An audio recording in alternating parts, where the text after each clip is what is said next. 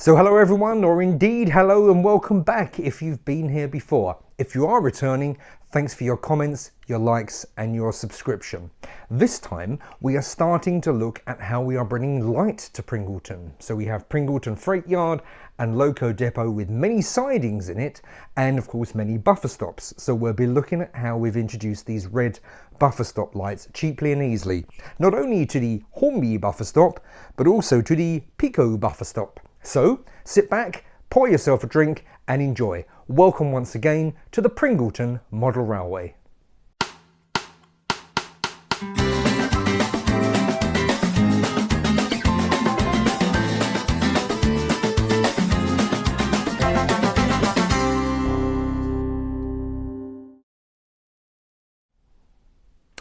Okay, so we are straight in here and let's take a start by having a look at where we are working.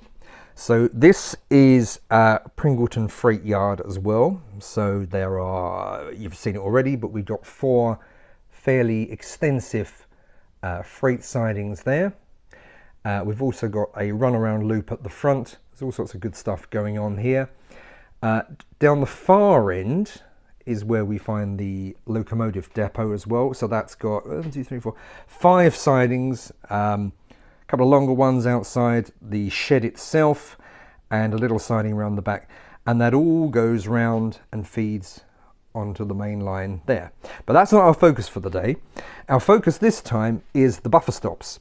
So here we can see 2 Hornby buffer stops which have had handmade red buffer stops lights added to them. Down the other end we can see some Peco buffer stops which have had handmade lights added to them as well. So we're working with 2 buffer stop types here. This is the Hornby one. We will start by looking at that. And this is the Peco one. So once we've dealt with the Hornby one, we will come on and have a look at that as well. Here we go. Okay, right, now I can assure you what you're not going to see here is a masterclass of soldering. You know, it's not my speciality at all. Let's just take a look at the components we have here. So here is the LED. So this is a red 2mm tower LED. They're rather nice for this purpose. We've got the 1K resistor here so that we can hook it up to a 12-volt supply. We have got 2 bits of heat shrink stuff, so a sort of thin piece and a slightly larger piece, all will become revealed for that. We've got 2 random bits of wire. These are massively longer than they need to be, but it's better to have them long and then cut them short when actually installing the light.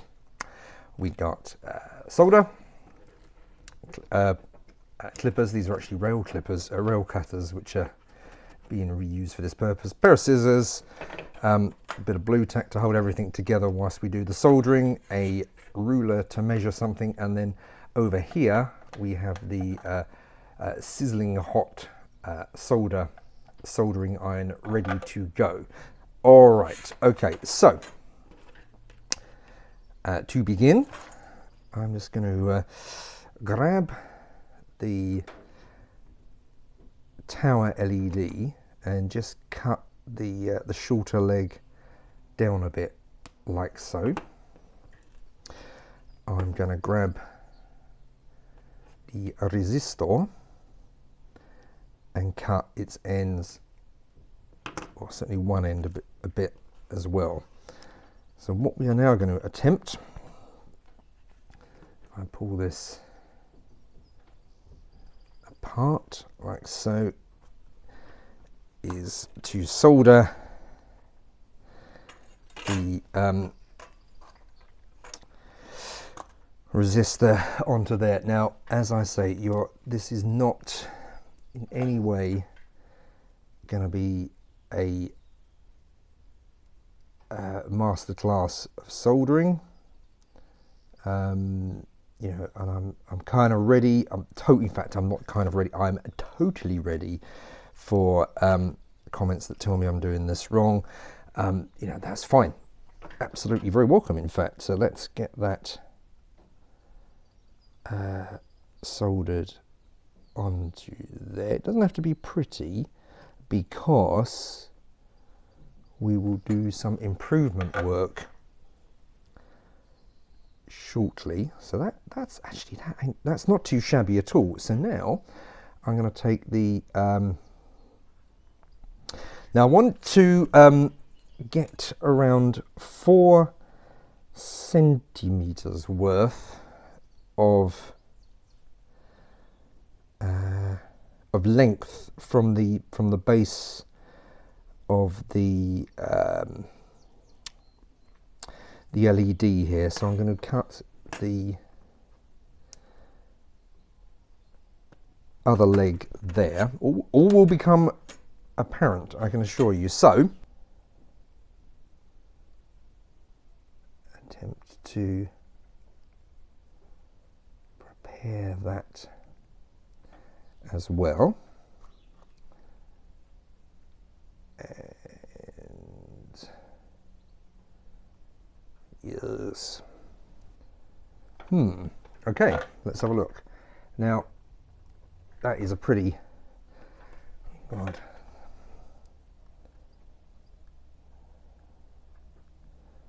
That's perilously close to the resistor itself. Okay, now that is solid though.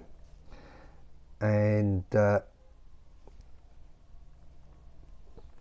we have it. Now, the this wire is way longer than it needs to be, so I'm going to clip that off a bit, and then grab.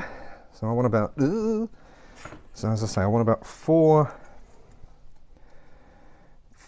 centimeters worth of that. So I need about that much there. That measurement is not arbitrary. It is about it is the length required for this ruse when using the classic Hornby buffer stop. So I know. So here's another example of dodginess. There will be the proper way of doing this is, of course, with like a sort of heat gun type thing. I haven't got one of those. I don't really do enough soldering to warrant it. So, as popularized in many videos on YouTube, I'm just using the edge of the soldering iron to shrink that down. Now it looks iffy. In fact, iffy is quite a conservative word, but it's going to look okay once we've done the other bit. So let me reorganize that. So next up, we need another random piece of wire, which I am going to solder on to the other leg of the LED. So this one isn't so difficult. I mean, to be honest, the other one wasn't difficult. It's just, you know, it tests my limited soldering skills slightly. So I shall tin the leg there, grab my random bit of wire. Ugh.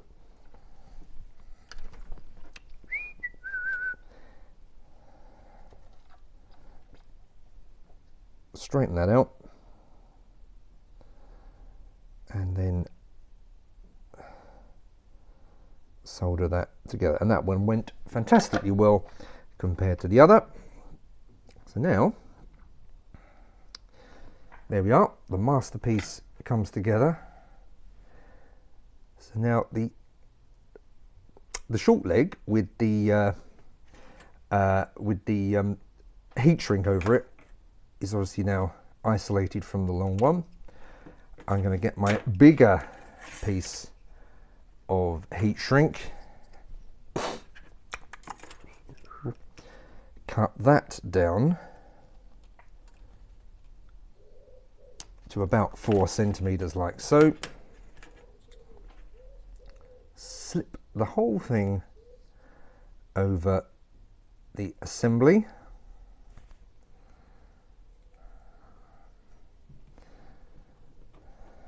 and then just shrink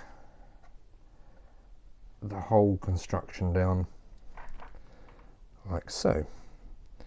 Now this is where, now my soldering iron has got all these sort of arms and things to hold things together. Personally, I find a bit of blue tack does the job admirably. So there we have the final piece, primed and ready to go for connection to the directly to the DCC track. The extra length here on these trading wires enables me to cut them to length and solder them directly to the track. So we'll now head over to the Pringleton loco depot and do precisely that. Okay, so here we are back over at the loco depot here. This buffer stop has already had one of these homemade buffer stop lights fitted, and you can see the whole construction there and how it's been soldered to the track work at the back. This is the target buffer stop for the one we've just made. So here it is, and basically I've bent it slightly to shape, and we are going to position it like that. Here we go. Some more solder coming in here. Yeah, whoa. There's plenty of solder. I'm going to put a dial more. I don't know why I'm whispering. I'll put a bit more solder over on the far side as well. So let's let that cool and see how it comes together. So that is looking pretty dandy, and I'm taking a pretty cavalier approach by assuming it's going to work. But let's now put the buffer stop back into position. Okay, and that, so it's not perfect because it needs to just needs to be stuck down really there, and there's something else which we'll need to do as well. But I am just going to fire up the DCC power supply, fire up the E-Link to see whether it actually works. So here we go, 3, 2, 1. Woo! It actually works, so that's fantastic. Now if we pan back slightly here, we will see it alongside the existing one, and there is a subtle difference, of course, because firstly, this one's not actually stuck down, our new one, but secondly, this one here, the one that's already in place, I've put a bit of, well, firstly I've stuck it down the buffer stop, but I've also put a bit of black gloss or enamel paint around there, and just to tidy it up so that we only see the end of the tower. And also here and here where it's connected to the track, again I've added a bit of black gloss. So I'm going to do that now just to finalize the job to make it look pucker and perfect. So we definitely need a bit more paint there because we've got some light bleed through, but that is fine because the swab enables me to get the black paint in exactly where I need it, and a little bit of, I'm going to be quite generous just on the top there. Now I am entirely convinced that I'll need to do this again once it dries. I just smooth off that section there.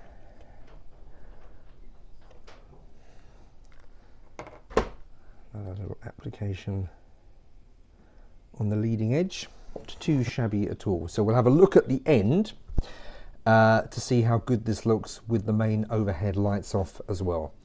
But for now, that concludes the job with the Hornby buffer stop, and we will now move on to see what we can do in a similar vein for the Peco coal haul type buffer stops as well. Alright, so it's the moment of truth now. Here is our Peco buffer stop at the end of the track here. Here is our pre-made buffer stop light, and we're going to attempt to solder it directly onto the track there.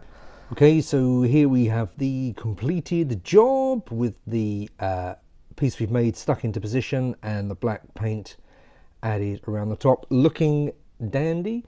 I've also made 3 more over here at the end of this section. These 3 sidings, all identical, all looking good, very happy with those. And then also I just realized that the far siding had a different type of buffer stop on it, and this is that I just had one of these sort of Hornby hydraulic ones, and I kind of run out, well, I had run out of those LED tower, those tower LEDs. In fact, I'd run out of red LEDs completely. So what I did is I got just a basic white LED, drilled out the little lantern that was on top of there, fixed it in, put the white one in, wrapped around some red insulating tape and capped the top off with black paint. So it kind of looks scabby, to be honest, on this video, but once the lights are off it's going to look pretty good. So that also needs a bit of scenic work where I've stuck that buffer back on, but you can see where I've just wired it in with some wires underneath. So there we have it, the isolated, sorry, the orphaned hydraulic one, the Peco one, and right down the end here in action now we have the 2 of 5, in fact, 1 round there and 2 in the shed there, the classic Hornby buffer stops. So there we have it, a few pence, not very long at all, a tiny little bit of skill, and we can bring this really nice red illuminated effect to the Hornby, and indeed to the Peco buffers, and indeed to anything else as well. Yeah, a bit of time required, but certainly really good fun, really satisfying, looks good as well, and cheaper than buying off the shelf. So what is not to like? Next time we will have a look at bringing other light to the yard. So we've got some overhead yard lights and of course lights in the buildings as well. So please don't forget to like, comment and subscribe. Would love to hear what you think of this. We will let the yard and the buffers and their lights play us out with some shots of the locos, a bit of shunting and some wonderful music as always. Thank you again for watching. See you soon. Bye for now.